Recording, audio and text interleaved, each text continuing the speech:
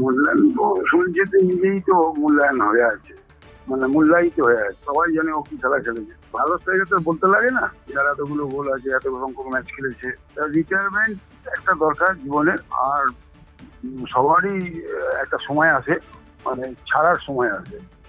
ও হয়তো বুঝেছে এখন আমি মানে আমি আর খেলবো না, বা খেলার ইচ্ছে নেই আর, মানে খেলার ইচ্ছা শক্তি থাকে না একটা, ওই ইচ্ছা হুম শক্তিটা পেয়ে গেছে, সেই জন্যই হয়তো অবসর নিয়ে। হ্যাঁ, কেউ কারোর মতো তো হতে পারে না। হুম তবে যত তাড়াতাড়ি মানে এই উত্তরসূরি যে কথাটা বললেন, যত হুম তাড়াতাড়ি এলে ভালো হয়, মানে ভারতবর্ষে। যে নেই এখন ছেলে তা নয়, এবং কে হবে সেটা একটা পরের ব্যাপার। অনেক ভালো ভালো ছেলেরা আছে এখন খেলছে, তো আইএসএল এ খেলছে, তো ভালো ভালো ছেলেরা আসবে। হুম এবং দেখা যাক সুনীল ছেত্রী মানে অভাবটা কত তাড়াতাড়ি পূরণ করা যায়।